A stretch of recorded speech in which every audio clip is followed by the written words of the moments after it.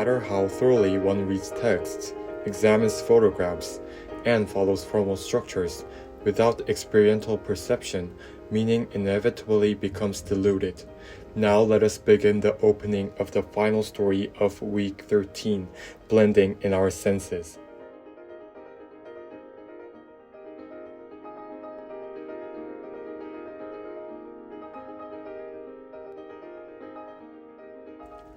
Following piling and earth retaining wall construction, the top-down method was officially applied in the underground section, which includes the station atrium together with the SPS method. Before backfilling the underground section, locations for CFT columns were drilled using auger drills. Then, CFT steel pipes pre-welded on site to extend to the depth of B4 were inserted and drop-in cast with FC80 high-strength concrete using a Tremie pipe. The concrete was not cast all at once, but rather in multi-portions to ensure quality control. The CFT columns act as pre-founded columns for the top-down construction. After curing, the area excluding the temporary slope at B1 is backfilled. At this stage, the excavated soil is immediately loaded onto sealed dump trucks and removed via designated routes. H-beams transported by cargo trucks are brought into the site via the temporary slope and welded to each CFT. The temporary slope is then backfilled. To allow the introduction of additional equipment, a temporary steel decking is constructed above the station atrium area to form a provisional slab, enabling access from the west and north sides. The main bases for construction equipment are located at the station atrium area and the northern zone. Decking and concrete casting are first carried out at the portion of the first floor slab, excluding the section for the moving core. Soil removal openings are located at the northernmost part, where soil is removed using a grab bucket.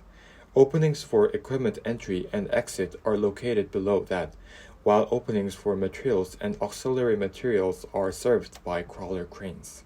Next, full-scale top-down construction begins at the B1 level. Excavators, skid steer loaders, and forklifts are first introduced below the first floor. After soil excavation at this level, H-beam materials are introduced and welded together to form the girders at B1. These girders act as struts resisting the earth pressure of the retaining walls as part of the SPS method. Deck plates and auxiliary materials are then introduced, and the slab of B1 is cast via the pump port. Subsequently, the same procedure is repeated for the top-down construction of B2. At the same time, the concrete exterior wall for B1 is cast to reinforce the structure at this level. After completing the repetitive top-down process at B2, a connection with the Hibiya Line subway station becomes necessary. The Hibiya Line Tournament Hill Station was built between 2016 and 2020 above the existing tunnel from the street level. During this time, a temporary platform at B1 depth was first constructed. Simultaneously, in June 2019, an underpinning method was used to pre-create a void space at B2 level.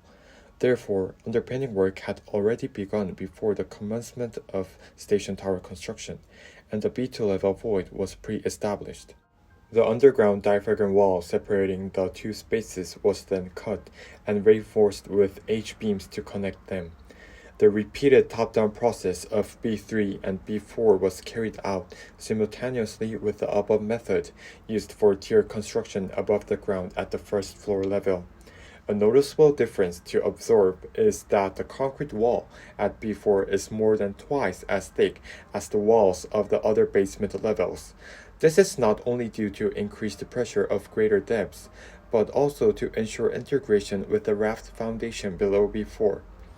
Once the lowest level has been fully excavated and prepared, the raft foundation, 2.1 meters thick, is constructed in concrete to tie the building to the piles. Through this process, top-down construction via the SPS method was executed in parallel with the up-up method, allowing completion of the underground structure while simultaneously building up to the 8th floor above ground. Above ground, the tierwork repetitive cycles of steel beam connections, deck plate installation, and concrete casting continues up to the 44th floor, excluding unique structural elements. From the 45th floor, construction begins for the Dokyo-nod structures. After completing the tierwork to the 44th floor, the Dokyo-nod, which houses a variety of facilities, begins to rise. On the 45th floor, galleries A, B, and C are located. To support galleries A and C, each spanning 2 stories, tower cranes install individual steel columns for each gallery. For the 46th floor, the Dokyo-nod Hall begins, also extending 2 stories in height. The hall is designed as a column-free space requiring an upper-level reinforcement truss for support. Since the multipurpose hall accommodates events like performances and lectures, it also received specialized acoustic treatment. The acoustic design was conducted by Nippon Environment Amenity, featuring a boxing box structure as its core strategy. A boxing box structure adds an inner structure within the primary frame to block the transmission of noise and vibration. Typically, isolators are installed on the main frame, followed by the assembly of a steel-framed inner structure, then finished accordingly. For Dokyo-nod, once the steel frame of the hall was completed, rubber isolators were installed to connect the outer structure to the inner one.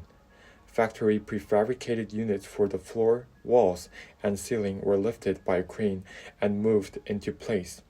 The same scaffolding used during the upper truss assembly was repurposed to bolt these units together, and the remaining spaces were filled with sound-absorbing material. Finally, interior and exterior glass panels were installed to complete the acoustic enclosure. Above the Dokyo-nod Hall, on the 49th floor, sits the infinity pool. It is supported by reinforcement trusses on the 48th floor.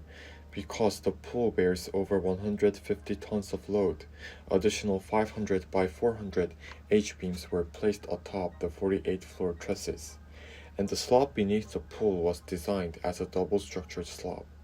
To achieve perfect leveling, steel jacks were temporarily placed beneath the pool, and prefabricated steel units were lifted by crane to form the overflow trench, which prevents water spillage. After the frame was fixed, waterproofing using FRP and protective mortar was applied, and leak tests confirmed its integrity.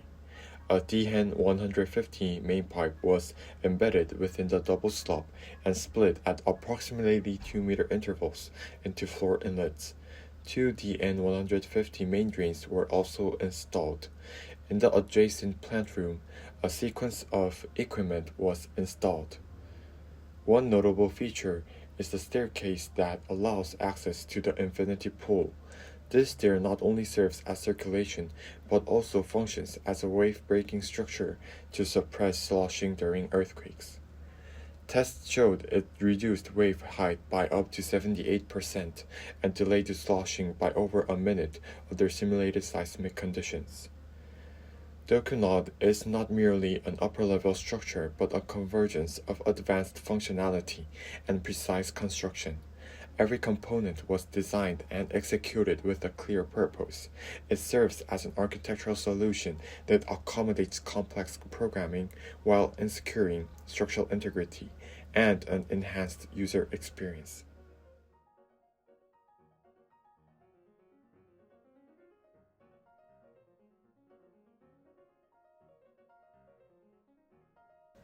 On the floors where the tierwork has been completed, exterior facade installation is carried out along with interior work.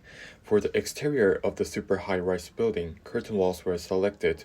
The sloping staircase design for the exterior walls, unprecedented for a super high-rise project and highly challenging, was realized through the use of unitized curtain walls.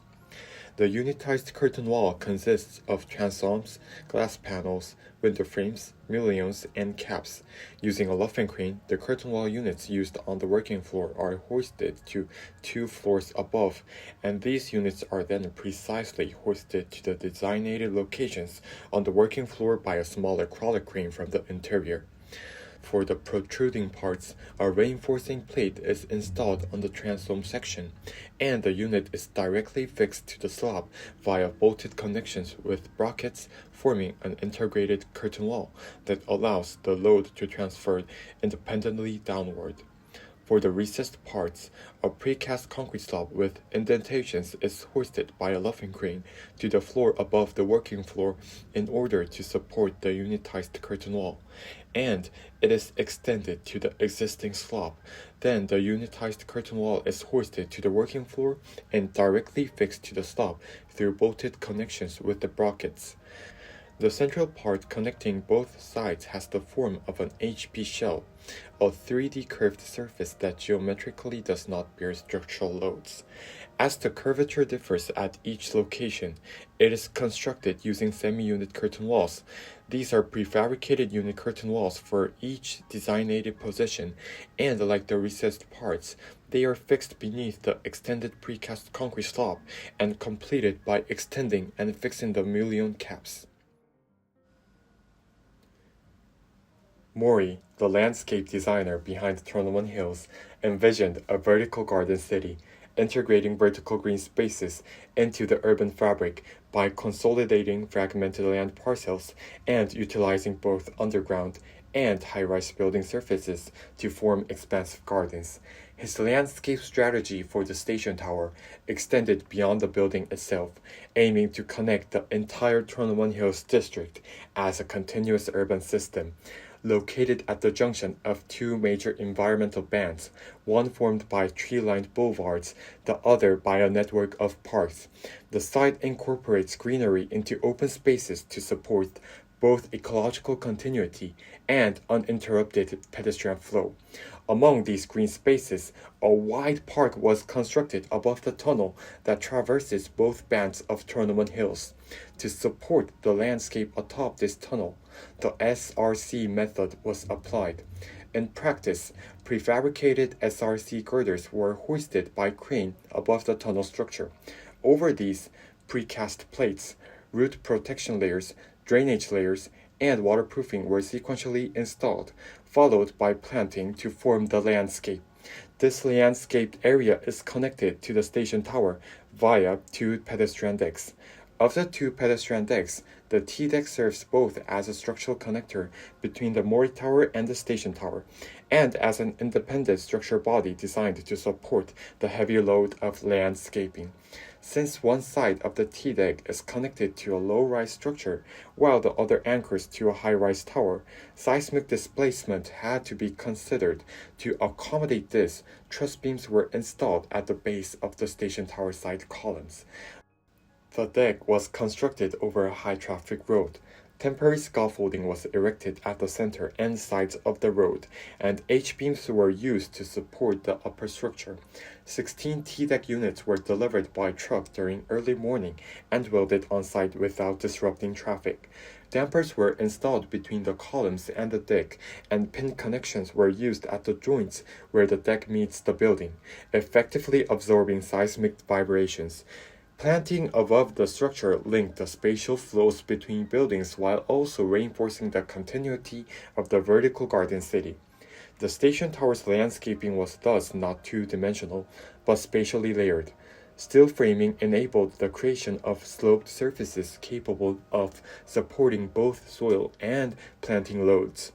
As with the tunnel garden, precast plates, root barriers, drainage layers, and waterproofing were installed over the steel structure before planting took place. Additionally, green modules were vertically installed on the building, enhancing the three-dimensional character of the landscape. In this way, the landscaping of Tournament Hills embodies the concept of a vertical garden city, a multi-dimensional green space that connects nature and people within the city.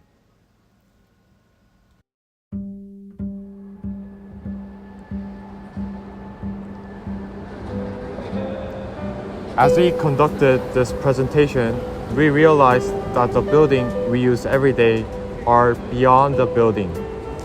There were countless processes involved, far beyond what any one person could achieve.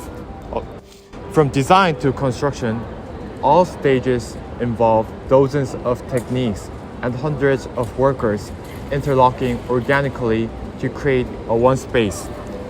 Now we have come to understand that building is not just a container for function, but the result of accumulated technology, collaboration, and time.